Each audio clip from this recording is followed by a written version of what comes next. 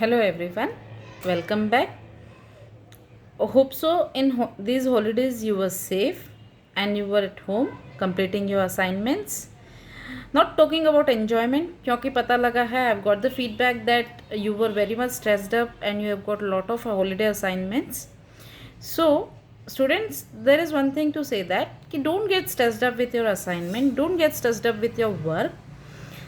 Thing is like we have to do it. Initially आपके लिए भी चीज़ें नई थी, हमारे लिए भी नया था, and slowly you were on the track. धीरे धीरे आपको अब now you have got use to.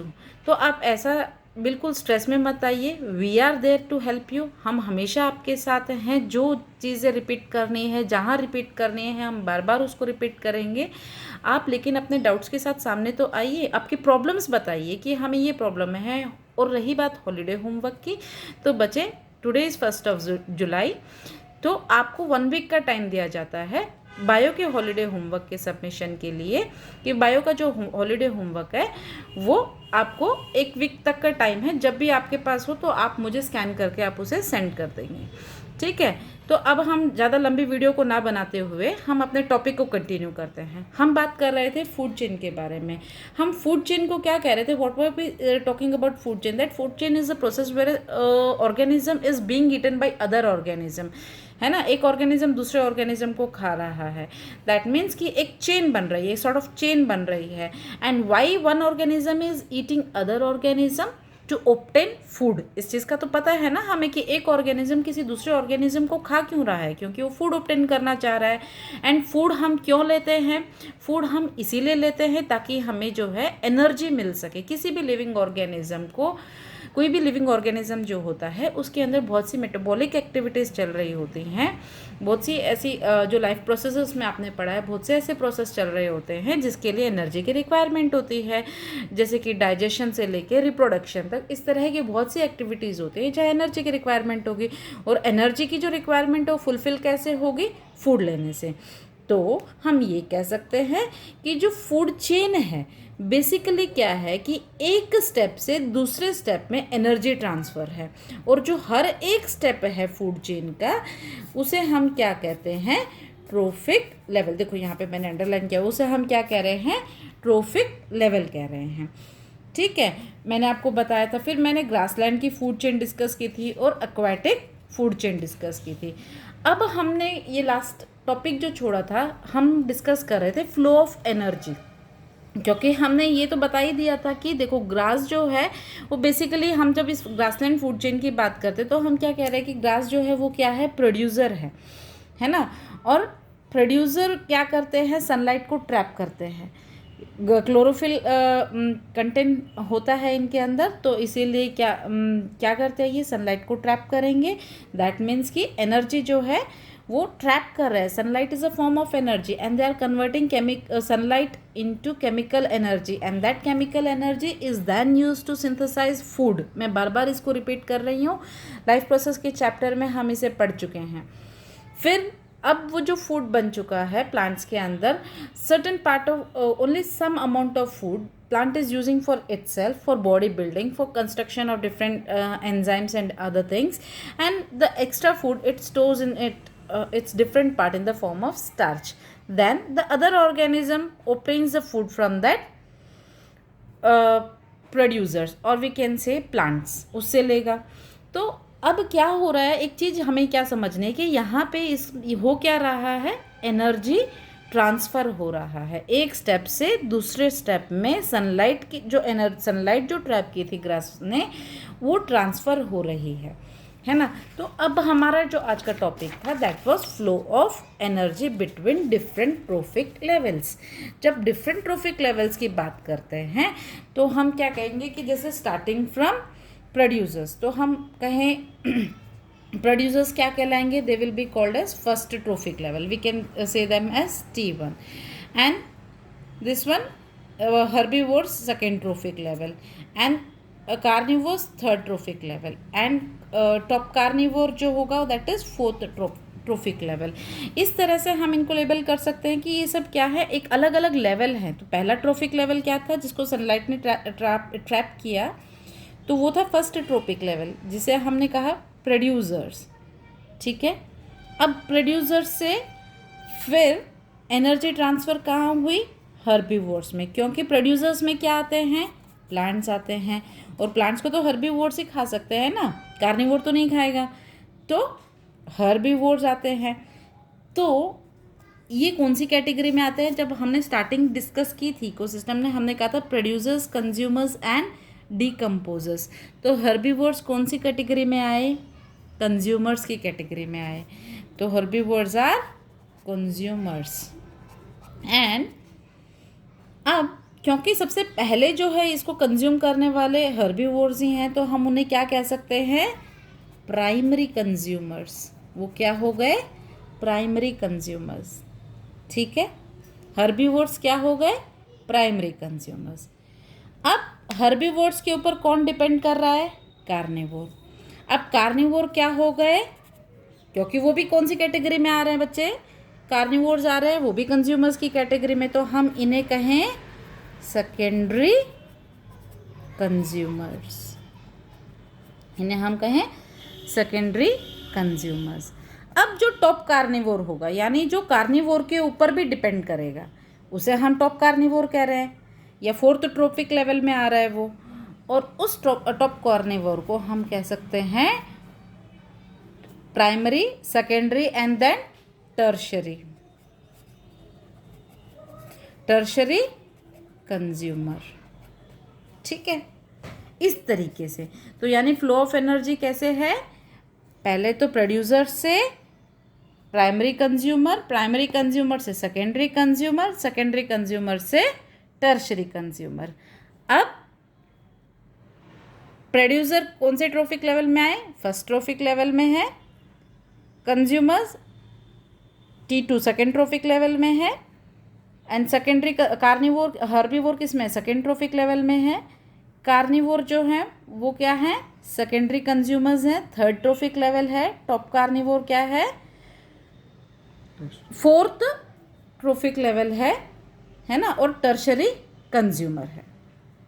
ठीक है, तो इस तरीके से होता है फ्लो ऑफ एनर्जी। अब आप एक बात समझो कि जब ये फ्लो ऑफ एनर्जी को जब स्टडी किया डिफरेंट साइंटिस्ट ने, और इन्होंने स्टडी किया, तो कुछ पॉइंट्स जो हैं उन्होंने इसके कैरेक्टरिस्टिक्स के तौर पे बताए कि कोई भी जो ये होगा, एनर्जी जो ट्रांसफ़र होगा, फ्लो ऑफ एनर्जी जो होगा, तो कुछ चीज़ें उसमें होंगी कॉमन। जैसे कि जो फ्लो ऑफ एनर्जी है वो हमेशा यूनी डायरेक्शनल होगी। It will always be unidirectional, यानी कि हमेशा जो है energy will be transferred from first trophic level to the fourth trophic level, हमेशा एक डायरेक्शन में होगी, कभी भी वो एनर्जी इस तरीके से नहीं होगी। और इसी चीज़ का मैंने आपको कहा था ध्यान रखना है while writing a food chain, that is arrows. इसीलिए मैंने आपको कहा था कि whenever you get an equation that give an example of a food chain with 4 trophic levels, this is an example of equation I am saying, और if you get an equation like with 3 trophic levels, give an example of a food chain, write a food chain with 3 trophic levels or 4 trophic levels. Whenever you write a food chain, then you have to mark the arrow from producers to consumers, and that is primary consumer, then secondary consumer, and then tertiary consumer. In this way you have to put the arrowhead only one sided, okay, and never put it on the other side. Be very much careful regarding this whenever you write a food chain. Understood why? Because flow of energy is always unidirectional. Another thing कि आपको ये पता है कि class में photosynthesis, हाँ, I did not teach you photosynthesis, I think Deepika ma'am was taking, but while teaching photosynthesis we say that plants they the sunlight जो है, रेडिएशंस जो हैं, उसमें डिफरेंट वेवलेंथ्स होते हैं, पता है ना आपको, X rays, infrared rays, UV rays, ऐसे करके बहुत सारे रेंजेस होते हैं डिफरेंट वेवलेंथ की जो है हमें लाइट मिलती है सन से। तो उसका सिर्फ कुछ एक वेवलेंथ है, कुछ एक रेंज ऑफ वेवलेंथ है that plant uses for itself for photosynthesis, and that is what called as PAR, that is photosynthetically active radiation, उसे हम कहेंगे photosynthetically active radiation. तो वो particular wavelength which plant is using for it only for photosynthesis. That means to say that the other radiations which we are getting from sunlight, the plant is not using that. इसका मतलब ये है कि कुछ हिस्सा plant use कर रहा है ना अपने लिए. तो अब देखो क्या है कि green plants they capture 1% of sunlight and convert it into food energy. The total sunlight which is falling on the leaves of the plant is using only 1% of that sunlight and converting it into food energy. आई बात समझ में कि सिर्फ एक particular wavelength की जो है लाइट प्लांट यूज़ कर रहा है and that particular wavelength contributes to only 1% of the total sunlight falling on that surface. तो उस पर्टिकुलर वेवलेंथ को फोटोसिंथेसिस के लिए यूज़ कर रहा है. तो that means to say that कि प्लांट सिर्फ 1% सनलाइट को ही फूड एनर्जी में कन्वर्ट करता है. अब क्या होता है जब वो फूड एनर्जी में कन्वर्ट करता है तो हमने कहा कि प्लांट में भी कुछ मेटाबॉलिक एक्टिविटीज़ चलते हैं. प्लांट में भी काफ़ी उसकी जैसे बॉडी ग्रोथ हो रही है प्लांट की तो उसको भी रॉ मटेरियल चाहिए, ग्रोथ के लिए भी चाहिए. प्लांट जैसे फ्रूट्स प्रोड्यूस कर रहा है इस तरह की एक्टिव फ्लावरिंग स्टेज है, इस तरह की जब एक्टिविटीज़ होती हैं तो plant also needs energy for doing this all activities and there are various secretions which are produced inside the plant. तो दैट मीन्स कि प्लांट काफ़ी कुछ अपने लिए यूज़ करके जो एक्स्ट्रा बचा है वो उसको स्टोर कर देता है and passing to the next level. यानी वो जो नेक्स्ट लेवल पे एक ट्रोफिक लेवल से जो दूसरे ट्रोफिक लेवल पे जो पास हो रही है energy that contributes to only 10% of that total energy. यानी कि जो एक लेवल पे एनर्जी थी उसका सिर्फ 10% हिस्सा ही जो है नेक्स्ट लेवल पे ट्रांसफ़र किया जाता है and this is known by the name 10% law. ये इंपॉर्टेंट है बच्चे because we get many questions objective as well as 1 mark questions, जो 1 mark short answer type questions from this part. तो ये जो 10% लॉ क्या कहता है, ये कहता है कि only 10% of energy is transfer to the next trophic level. The remaining 90% energy is used in the life processes by the present trophic level. अगर हम बात करें प्राइमरी कंज्यूमर की, जैसे हर्बीवोर है उसने प्लांट्स को खाया फूड लिया, तो उससे जो फूड लिया उसने तो वो अपने उसकी भी मेटाबॉलिक एक्टिविटीज़ हैं. आपको ये ज़्यादा पता हो क्योंकि अभी हमने लाइफ प्रोसेस में एनिमल्स पर्टिकुलरली ह्यूमन बींग्स को ही हमने पढ़ा है कि लाइफ प्रोसेस के लिए किस तरह से जो है वो एनर्जी यूज़ करता है डिफरेंट, जैसे डाइजेशन के लिए, रेस्पिरेशन के लिए, पूरे जितने भी एक्टिविटीज़ हमारे चल रहे हैं, रिप्रोडक्शन भी है, तो सब में एनर्जी यूज़ हो रही है और उसका जो है सिर्फ कुछ परसेंट ही वो अपने लिए अपने बॉडी में स्टोर करता है और बाकी जो 90% है वो अपने लिए यूज़ करता है और एज अ हीट लूज़ होती है एनवायरनमेंट में एंड सिर्फ उसका 10% ही जो है वो नेक्स्ट लेवल पे ट्रांसफ़र होता है. ठीक है.